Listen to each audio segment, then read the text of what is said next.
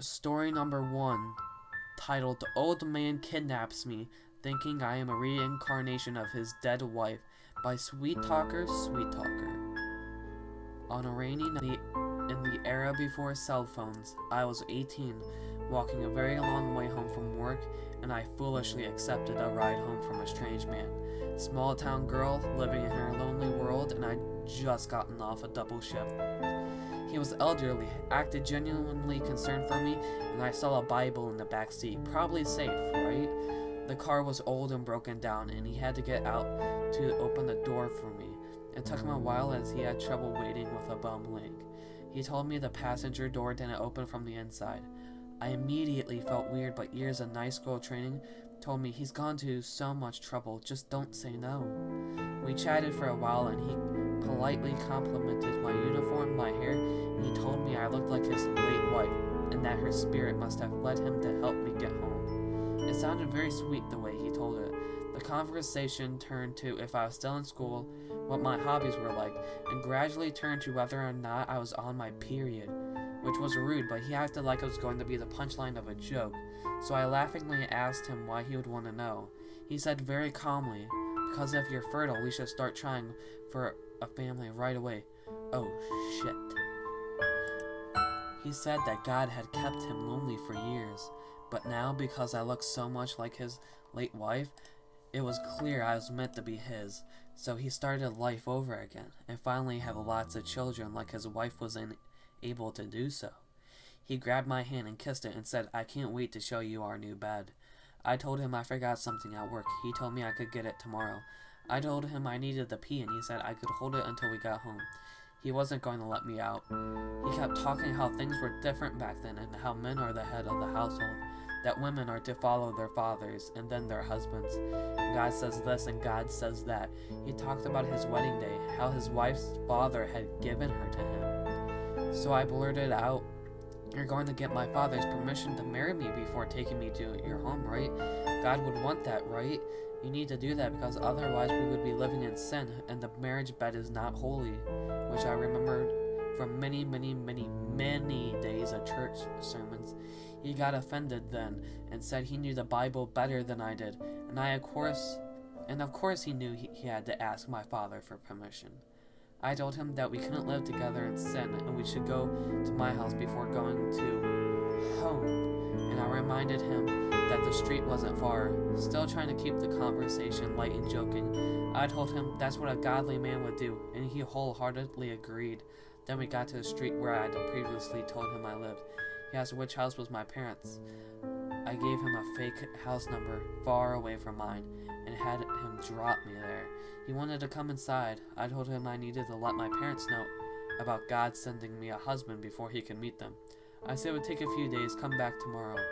He said then, I'll give you a few minutes, but then we need to be on our way.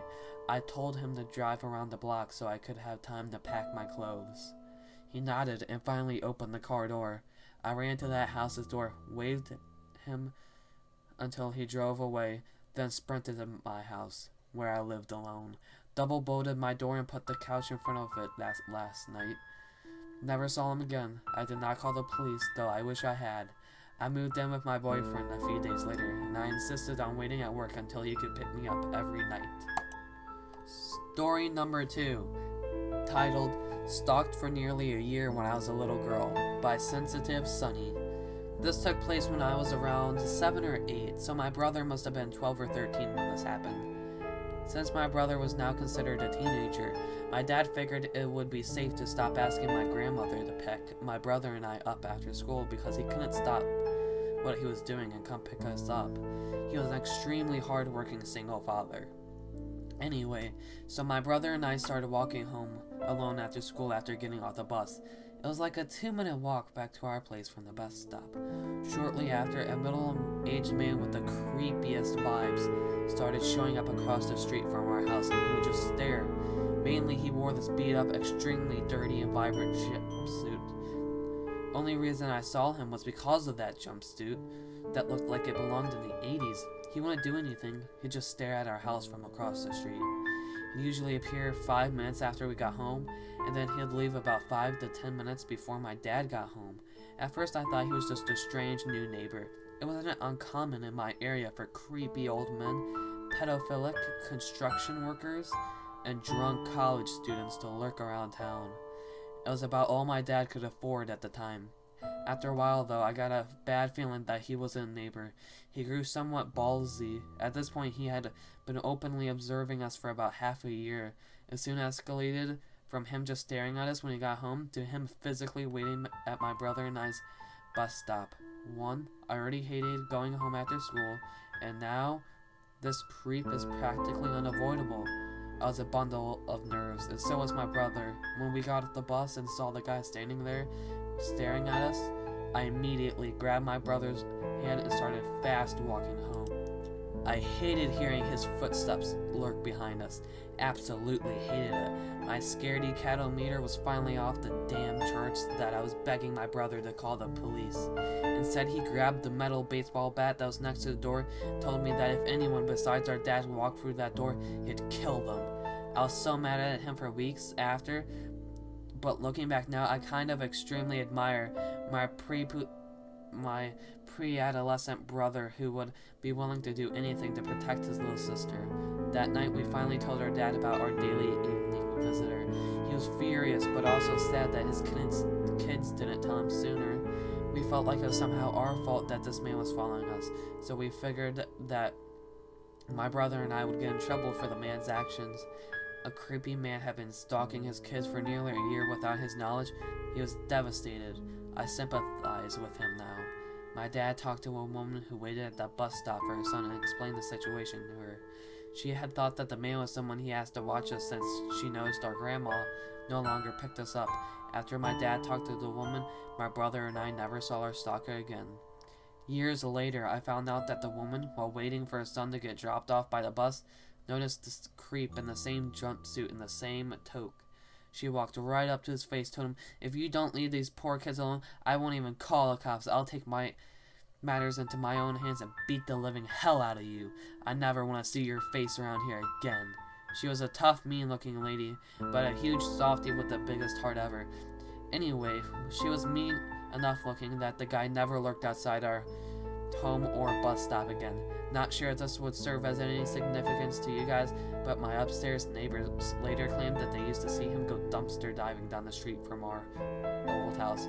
So, old dude with the creepiest stare I've ever seen, let's not meet again.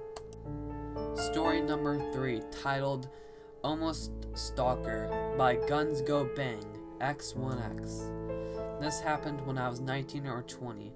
I was an attractive and very petite female, 5'3", 100 pounds. I was at a beach near my house in New Jersey in the middle of the day, but it was early May and about 60 degrees out, so not too many people were there, maybe 2 or 3 on the beach. I was by myself in a bathing suit, sitting on my towel reading a book when this man came up to me.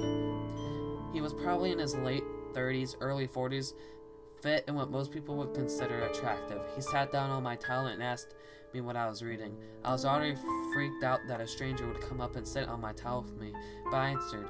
He kept asking questions like my name, age, where I went to school, and I made up all of my answers. Then he moved over and sat right next to me and started putting his hand on my crotch. I screamed and ran, and luckily there was someone else on the beach at this time who looked over at us, so he didn't chase me. I ran back to my car that was in the parking lot about half a mile away. There were no other cars there, and I looked around and didn't see the man anywhere. I assumed my scream and the other person on the beach scared him off. Fast forward 2 or 3 days later, and I get a letter in the mail without a return address. It was stamped from a post office as a town in Pennsylvania, where I remember the man saying he was from. Keep in mind, I was still living with my parents at the time. I opened the envelope and it's 2 pages, front and back, handwritten from the man. I know I did not tell him any real information about myself, so I have no idea how he found my address or any of the information he wrote about.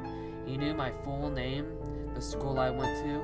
I guess you could find this stuff online. My parents' names, and cell phone numbers. He also wrote about me seeing him at a place where I was a few days prior. I was freaking out at this point and shaking. He signed his name and left a phone number, but again, no address. I immediately went to the police with the letter in a plastic bag in case they would look at fingerprints. I told the detective about him touching me on the beach as well. The detective said he couldn't do anything but because there was no evidence of a crime, but offered to call and scare him. I agreed he kept the letter, and I'm assuming he called the man that day and told him to leave me alone.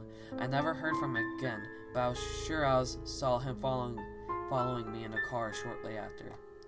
After I ran away on the beach, he must have either followed me back to my house or gotten my license plate number to get all of the information that he wrote about. But I looked everywhere, and there was no cars behind me when I left, or really anywhere in the park. I was paying extremely close attention. I also didn't go back to my house. I drove about an hour away to my friend's because I was so freaked out and didn't go home until late that night. So he either followed me all throughout that time, got information from my license plate, not sure how he would have done that since the car's not even registered in my name, or had been following me previously.